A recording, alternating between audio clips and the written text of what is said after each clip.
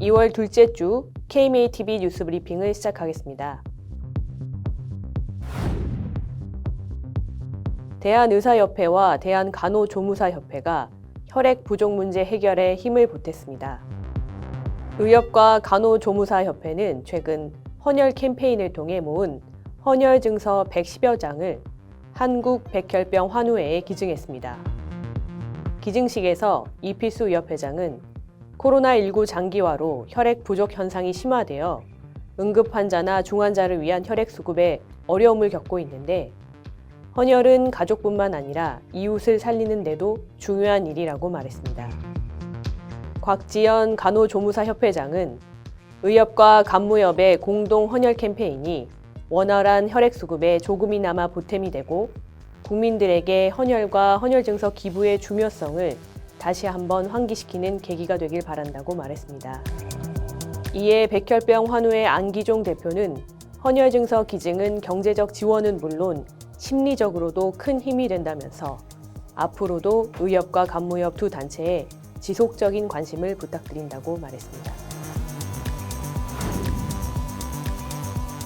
대한의사협회 이필수 회장이 의료현안협의체에서 여러 의료현안들의 돌파구를 마련해 우리나라의 보건의료 미래를 위한 가시적인 성과를 내겠다고 밝혔습니다. 의협과 보건복지부는 지난달 26일 협의체를 가동하고 30일 1차 회의를 가졌습니다. 양측은 회의에서 필수의료 강화와 의료체계 개선 방안을 논의했으며 매주 정기적으로 논의를 이어갈 예정입니다. 이와 관련 이필수 의협회장은 대회원 서신문을 통해 시급한 의료 현안을 심도 있게 논의하고 합리적 해결 방안을 도출하기 위해 이번 협의체를 구성했다면서 회원들이 이해하고 수긍할 수 있는 범위 내에서 논의를 투명하게 진행할 것이며 국민 건강과 회원 권익 보호를 최우선시할 것이라고 밝혔습니다. 정부가 최근 발표한 필수의료 지원 대책에 대한 의료계의 비판적 분석이 이어지고 있습니다. 대한응급의학의사회는 응급실 과밀화, 취약직 개선 방안이 빠졌다며 꼬집었고 서울시 의사회는 구체적인 재정 계획 없이 보상체계 조정을 통해 재원을 마련하겠다는 것은 미봉책에 불과하다고 혹평했습니다. 대한뇌졸중학회는 뇌경색 급성기 치료 대책이 빠졌다며 아쉬움을 토로했으며 중소병원들은 응급의료 개편, 검체 영상 가산율 폐지를 우려했습니다. 특히 바른의료연구소는 필수의료 지원 대책은 충분한 의료 인력 확보를 위해 시행돼야 하는데 선의에 의한 의료 행위의 결과가 나쁘게 나타날 경우에도 의사가 처벌받을 위험성이 높은 필수의료 분야에 대한 기피 현상이 심화되고 있다면서 의료인 형사처벌 특례법 제정 필요성을 강조했습니다. 이에 보건복지부 노정훈 필수의료 총괄과장은 전문지 기자협의회와의 만남에서 의료계의 다양한 피드백을 받아 보강할 필요가 있을 것 같다고 밝혔습니다. 국립중앙의료원 신축 이전 예산 삭감에 분노한 국립중앙의료원 의사들이 시위를 벌였습니다. 국가감염병 컨트롤타워로 기능할 수 있도록 제대로 신축을 하던지 아니면 병원 문을 닫으라는 극단적 주장도 펼쳤는데요. 의료원 전문의 협의회는 최근 국회 시위에서 중앙의료원이 의료적 재난 상황에서 필수 의료 대응을 제대로 하고 국가 중앙병원으로서 지역 격차를 해소하는 중심 기관으로 기능하기 위해서는 본원 800병상 등 총 1000병상 이상 규모는 돼야 한다고 주장했습니다. 앞서 기획재정부는 본원 526병상을 포함해 총 760병상 규모의 신축 이전 병원 축소를 의료원 측에 통보한 바 있습니다. 산부인과 없는 종합병원의 개설 자체를 금지하는 방안이 추진됩니다. 국민의힘 김학용 의원은 최근 100병상 이상 300병상 이하의 종합병원에 필수적으로 산부인과를 개설해 전속 전문의를 두도록 하고 산부인과를 개설하는 종합병원에 정부가 재정을 지원하도록 하는 내용의 의료법 개정안을 발의했는데요. 지역 분만 의료체계 붕괴를 막기 위한 조치입니다. 김 의원은 의원급 의료기관뿐 아니라 종합병원도 경제적인 부담 등을 이유로 산부인과를 진료 과목으로 두지 않으려는 경향이 나타나고 있다고 지적했습니다. 이에 대해 대한산부인과 의사회는 해당 법안은 여성 건강을 지키고 필수 의료를 살리는 중요한 법이라며 국회가 입법에 적극 나서주기를 강력히 요청했습니다.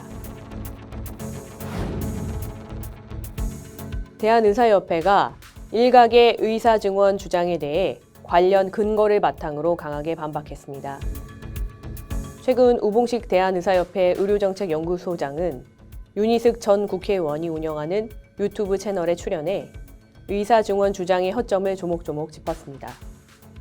우 소장은 적정한 의사 수는 나라별 의료 환경을 고려해 산출해야 하며 의료 접근성이 세계 최고 수준인 우리나라의 의사 수를 늘리기보다는 적정 보상을 통해 의사들을 재배치해야 한다고 말했습니다. 또 의사 수를 늘리면 건보 재정 지출 증가로 귀결되며 이는 국민의 의료비 부담으로 이어질 것이라고 우려하며 지역근무 의무제를 기반으로 한 공공의대 신설에 대해서도 비판했습니다. 한편 함께 출연한 신영석 선임연구위원은 OECD 통계를 토대로 한국의 의사 수가 모자라 의사의 업무량이 과중되기 때문에 의사 수를 늘려야 한다고 주장했습니다. 대한의사협회에 전자의무기록 시스템 인증 권한을 부여하는 방안이 추진돼 주목됩니다. 국민의힘 조명희 의원실은 최근 의료광고 심의처럼 의협 등 각 의료인단체 중앙회가 전자의무기록 시스템 인증을 할 수 있도록 하는 의료법 개정안을 발의했는데요. 조 의원은 의료인 중앙회가 전자의무기록 시스템 인증을 할 수 있도록 해 전자의무기록 시스템 인증 사업을 활성화하기 위한 것이라고 법안 취지를 밝혔습니다. 조 의원에 따르면 현재 전자의무기록 시스템 제품 인증과 인증제품 사용 의료기관 인증을 한국보건의료정보원에서 하고 있는데 제품 인증률은 40%에 달하는 반면 의료기관이 인증된 제품을 사용하는 비율은 11.7%에 불과합니다. 보험업계가 체외 충격파 치료 보험금의 지급 기준을 강화하려는 움직임을 보여 의료계가 크게 반발하고 있습니다. 언론 보도 등에 따르면 보험업계는 2000년 초 1만 원이던 치료비가 실손보험이 적용되면서 10배에서 20배 뛰었고 과잉의료 의심 사례 또한 늘고 있다고 주장하고 있는데요. 대한충격파 치료학회는 이런 주장을 정면으로 반박했습니다. 체외 충격파 치료는 도입 초기부터 5만 원에서 10만 원 가격대를 형성하고 있었으며 같은 병원에서 진행해도 1회에 제공되는 타수에 따라 비용이 달라진다는 설명입니다. 학회는 대책위원회를 구성해 보험업계의 지급기준 강화에 대처할 방침입니다. 한편 도수치료에 이어 충격파 치료 실손보험 지급기준 강화에 따른 피해가 클 것으로 예상되는 정형외과 개원가에선 실손보험 폐지론까지 제기하며 강한 반발을 보이고 있습니다. 청소년 마약 치료를 전문으로 하는 의료기관을 지정하는 방안이 추진됩니다. 국민의힘 최연숙 의원이 최근 대표 발의한 청소년 보호법 개정안은 정부가 청소년 마약류와 환각물질 중독을 전문으로 다루는 의료기관을 지정해 청소년들이 중독 정신의학 등 전문적인 치료와 재활 서비스를 받을 수 있도록 하는 내용을 담고 있습니다. 최 의원은 마약류 중독은 범죄이기 이전의 질병이므로 처벌과는 별개로 반드시 전문적인 의료 지원이 필요하며 청소년 연령 특성에 맞춘 치료가 이루어져야 한다고 밝혔습니다. 이것으로 뉴스 브리핑을 마치겠습니다. 감사합니다.